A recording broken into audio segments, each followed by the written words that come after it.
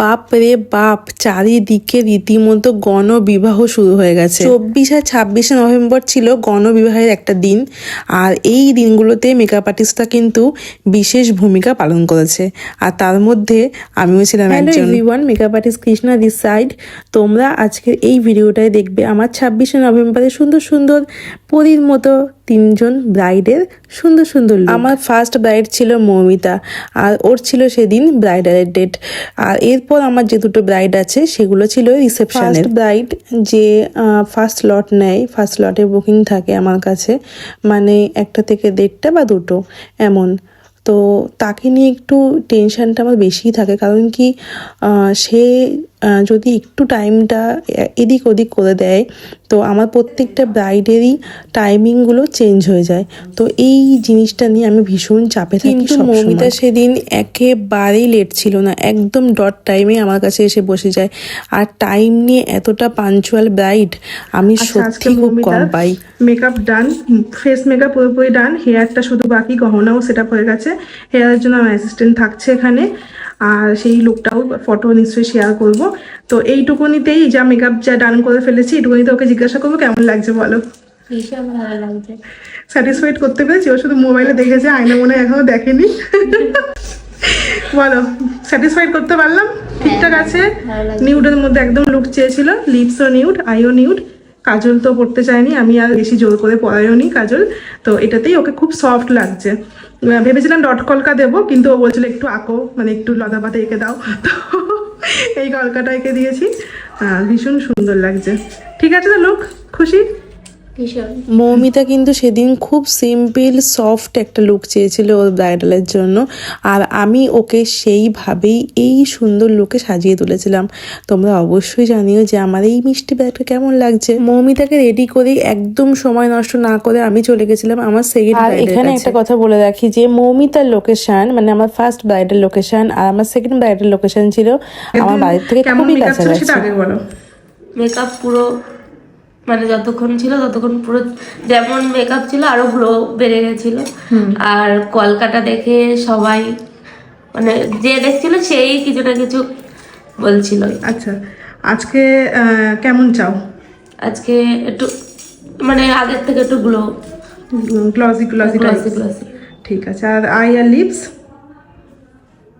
একটু colour add করবো আজকে। ওকে, ঠিক আছে। তোমরা শুনতেই পারলে যে আমার সেকেন্ড ব্রাইড ও রিসেপশন ডেতে আমার কাছ থেকে কীরকম টাইপসের মেকআপ চাইছে, একটু গ্লোয়িং গ্লোয়িং হবে এরকম একটা ব্যাপার। তো হচ্ছে আমি সেইভাবেই ওকে কিন্তু সুন্দরভাবে রেডি করা শুরু করে দিয়েছিলাম। শুধুমাত্র ফার্স্ট ব্রাইড টাইমে বসেছে বলে আমি আমার প্রত্যেকটা ব্রাইডের কাছে টাইমটা খুব সুন্দরভাবে মেনটেন করতে পেরেছি। কিন্তু তাও আমার সেকেন্ড ব্রাইডে যখন আমি কাজ করছিলাম, আমার থার্ড ব্রাইডের কাছে মানে মনটা টানছিল যে কখন আমি থার্ড ব্রাইডের কাছে ঢুকবো, যাবো। টেনশনটা সেখানেই কাজ করছিল, কিন্তু আমি খুব সুন্দরভাবে টাইমটা প্রত্যেকটা জায়গাতে ম্যানেজ করেছিলাম। আর দেখো, কথা বলতে বলতে আমি আমার সেকেন্ড ব্রাইড তনুর মেকআপ কিন্তু অলরেডি ডান করে ফেলেছি। হেয়ার বাকি, তো আমি বেরিয়ে যাব। এখানেও অ্যাসিস্ট্যান্ট থাকবে, তাকাও, এখানে অ্যাসিস্ট্যান্ট থাকবে। ঠিক আছে, মেকআপ ঠিক আছে, পছন্দ হয়েছে? তোমরা ওর হাসিটা দেখে নিশ্চয়ই বুঝতে পারছো যে ও কতটা খুশি। ব্রাইডাল লুকের মতো কিন্তু ও রিসেপশন লুকটা পেয়েও ভীষণ খুশি ছিল। আর তোমাদের লুকটা কেমন লাগছে তোমরা কিন্তু আমাকে অবশ্যই জানিও। এরপর আমি আর একটা মুহূর্ত সময় নষ্ট না করে একদম দৌড়ানো শুরু করেছিলাম থার্ড ব্রাইডের লোকেশানে। আর লোকেশান ছিল মধ্যমগ্রাম। আজকের দিনগুলোতে সকালে উঠে এমন টাইমে আমি ব্রেকফাস্ট করি যে কাজে যাওয়ার আগে লাঞ্চের টাইমে আমার লাঞ্চ করা হয় না, তো মাঝখানে খিদেও পেয়ে যায়।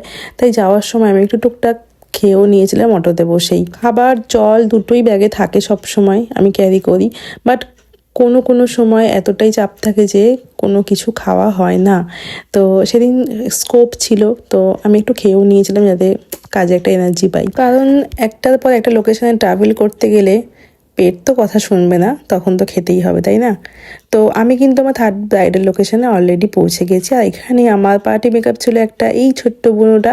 তো ও লেহেঙ্গাটা আমাকে দেখাচ্ছিল যে লেহেঙ্গাটা কিরকম কি, ভীষণ সুন্দর ছিল, ভীষণ সুন্দর ছিল লেহেঙ্গাটা। ঘরে ঢোকার সাথে সাথেই আমার চোখ যায় এই লেহেঙ্গাটার উপর, এতটাই সুন্দর ছিল। আর ও আমার সাথে ডিসকাস করছিল যে লেহেঙ্গাটা কেমনভাবে পরবো, কেমন কিভাবে অ্যাডজাস্ট হবে, তো এই সব কিছু। Before after. আচ্ছা, আজকে আমার থার্ড রিসেপশন ব্রাইড সঙ্গীতা। বলো কেমন লোক চাইছো? আমি একদম নর্মালের মধ্যে চাইছি, একদম দিদি যেমন সাজিয়ে দেবে, কারণ দিদি মেহেন্দিটা এত সুন্দর করেছে, একদম পুরো সবাই বলেছে সুন্দর হয়েছে। আর কি বলবো, দিদির ওপরে ছেড়ে দিয়েছি। আচ্ছা, নিউডের মধ্যেই হবে, সফটের মধ্যে। একদম সফট। কতটা এক্সাইটেড? ভীষণ এক্সাইটেড দিদির কাছে, বিশেষ করে কলকা। কলকা চাই? ওটা হচ্ছে সিগনেচার দিদির। চাই, তাই তো? না দিলে হবে না, মাস্ট।